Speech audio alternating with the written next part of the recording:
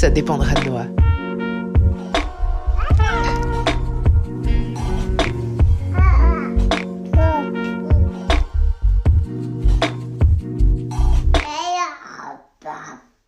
Aujourd'hui, je viens à vous avec une confession et c'est quelque chose que j'ai besoin d'avouer haut et fort et de clamer de façon à l'assumer. Et une fois que ce sera dit, je ne pourrai plus revenir en arrière, je ne pourrai plus le nier. Il y a un truc que j'accepte pas à 100% depuis un peu plus de 7 mois. Attention, préparez-vous. La grande révélation est la suivante. En ce moment, ma priorité, ce n'est pas de développer mon business. Et non, surprise, surprise, ça fait un peu plus de 7 mois que j'ai un bébé. Et ma priorité, c'est de prendre soin de ma fille, c'est d'assurer, de répondre aux besoins de ma fille. Quelle surprise! Et j'ai besoin de le dire publiquement quand même, parce que j'ai du mal à l'assumer à 100%. En fait, c'est mon ego qui se bat contre cette réalité, et Dieu sait que c'est une réalité, parce que effectivement, la maternité, ça prend beaucoup de temps et d'énergie. Et chaque jour, les choix que je fais, les décisions que je prends, les actions que je mène, tout est guidé par ça en fait, par ma fille, et même jusqu'au titre de ce podcast, donc c'est pour dire. Et j'ai vachement de mal à ne pas me battre contre cette réalité, en tout cas, à ce que mon ego ne se batte pas contre cette réalité. Il y a 2 raisons principales à ça. La première, c'est que mon business, c'était mon bébé en fait, avant d'avoir un vrai bébé. Ça a toujours été très important pour moi. Ça me nourrit intellectuellement et spirituellement. Ça me fait vibrer. J'adore, je kiffe. J'ai des ambitions. Et j'ai pas envie que la maternité happe tout sur son passage et se mette en travers de tout ça. Alors, je sais que la maternité se met pas en travers de tout ça. Voilà, j'ai des ambitions et je veux pas les oublier. Autre chose, j'ai pas envie non plus de, toujours dans la même veine, je ne suis pas que maman. Je n'ai pas envie d'être définie exclusivement par la maternité. Je ne suis pas que ça. Ça pourrait pas me nourrir entièrement intellectuellement. Quoique, vu le niveau de recherche que je fais, les formations que j'ai suivies jusqu'ici et que je vais probablement encore suivre, tout ce que j'apprends, parce que je fais les choses à fond quand je me lance dans quelque chose, et surtout quand il y a un être humain qui dépend entièrement de moi à la clé, forcément je cherche à apprendre beaucoup. Et donc ça me nourrit quand même assez intellectuellement, j'apprends énormément de choses, je me forme et tout, donc je trouve un moyen pour que ça me nourrisse intellectuellement, mais voilà. Je ne suis pas que ça, même intellectuellement, même spirituellement, je ne suis pas que maman. Et la deuxième chose, la deuxième raison qui fait que mon ego lutte beaucoup contre cette réalité, c'est lié aux conséquences de cette réalité. Que ça veut dire quoi que mon business, développer mon business, c'est pas ma priorité en ce moment? Ça veut dire quoi? Ça veut dire que si c'est pas ma priorité, c'est que mon business va probablement pas croître dans les mois à venir, dans l'année ou dans les années à venir, je ne sais pas. Voire, on peut s'attendre à une baisse de chiffre d'affaires. Et ça, c'est terrible. C'est terrible. C'est terrible. C'est dur à encaisser. Et c'est dur de se dire, en même temps, voilà, je fais des choix. Alors, je vous renvoie à l'épisode numéro 1 qui s'appelle Sacrifice. Voilà, je fais des choix, c'est pas un sacrifice du tout, mais je fais des choix, et c'est des choix qui sont pas faciles, et il y aura peut-être une baisse de chiffre d'affaires, mon Dieu.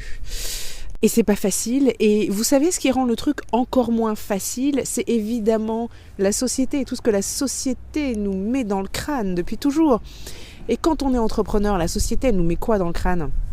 Alors déjà, quand on est maman, quand on est femme, la société nous met vraiment beaucoup trop de choses dans le crâne. Et quand on est maman, en gros, si on s'occupe des enfants et qu'on ne développe pas sa carrière, c'est pas qu'on sert à rien, mais presque.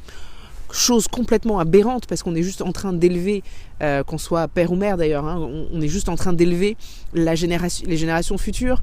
On est juste en train de construire le monde de demain en élevant les enfants aujourd'hui. Bref, fin de la parenthèse.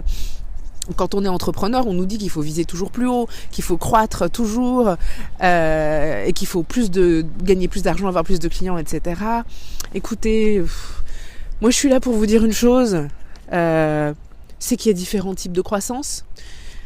et que certes ça fait mal au postérieur de se dire oula, mon chiffre d'affaires il va peut-être diminuer.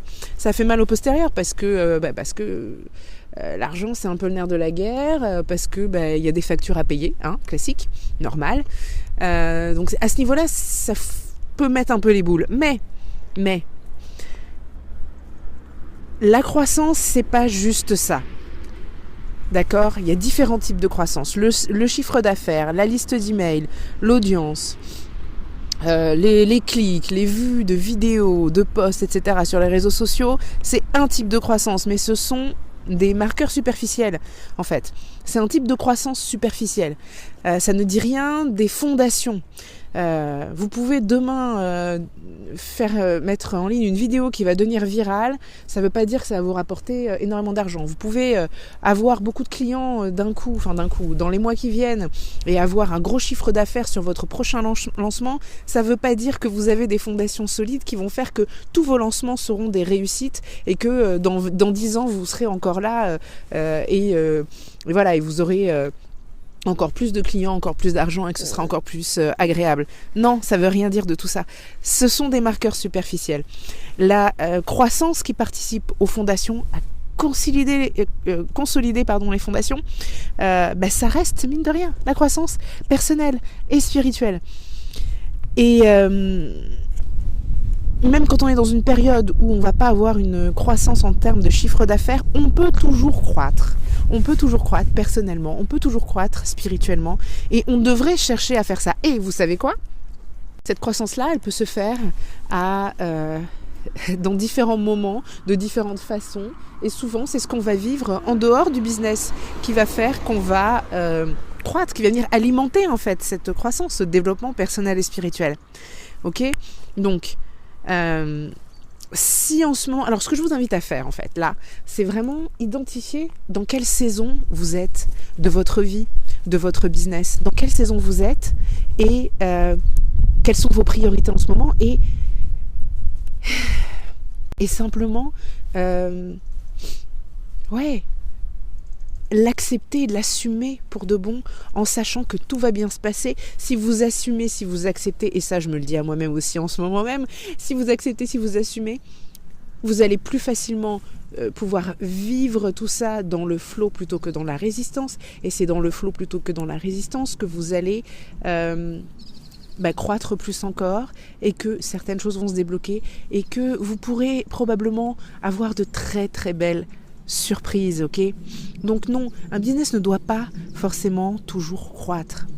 En revanche, vous ne pouvez pas bloquer votre propre croissance. Enfin si, vous pouvez, il faut vraiment vous mettre des bâtons dans les roues, mais si vous assumez la saison dans laquelle vous êtes dans votre vie et dans votre business, dans la vie de votre business, la croissance est inévitable, en fait. La croissance est juste inévitable. À ce propos, en ce moment dans le cercle élément, là pour cette saison jusqu'au printemps, on va travailler justement sur comment aborder ce nouveau chapitre qui arrive, dans lequel on est peut-être déjà en train de rentrer. Le nouveau chapitre avec cette nouvelle année, cette nouvelle décennie, blablabla. Ça aussi, c'est très arbitraire. Et je vais guider les participantes, les membres du Cercle Élément, au fil de 2 de mes programmes, Reset, qui est un programme court sur 5 jours, justement pour appuyer sur le reset, tout simplement. Et puis ensuite, nous allons, pendant 6 semaines, suivre le programme Renaître à soi, de façon à permettre aux participantes de se recentrer sur elles-mêmes, de se recentrer sur leurs besoins, leurs envies, et vivre selon leurs propres termes, dans la mesure du possible. Évidemment, il n'y a jamais de baguette magique et tout n'est jamais parfait, mais je pense sincèrement que si on prend le temps de se recentrer sur soi, si on prend le temps d'être connecté à soi-même et de s'écouter vraiment, c'est déjà le premier pas indispensable pour pouvoir assumer et pour pouvoir vivre un peu plus dans le flow. Et au moment où je vous parle de flow, je ne sais pas si ça s'entend, mais je passe à côté d'un ruisseau et j'entends le flow de l'eau. N'est-ce pas merveilleux ? Je crois que c'est le signe que je peux m'arrêter là. Je vous dis à très vite pour un prochain épisode. N'hésitez pas à partager cet épisode avec vos petits camarades entrepreneurs. N'hésitez pas aussi à me laisser une review positive sur la plateforme sur laquelle vous écoutez ce podcast. Et si vous n'êtes pas déjà abonné, abonnez-vous, comme ça vous ne manquerez aucun épisode. Je vous dis à très bientôt.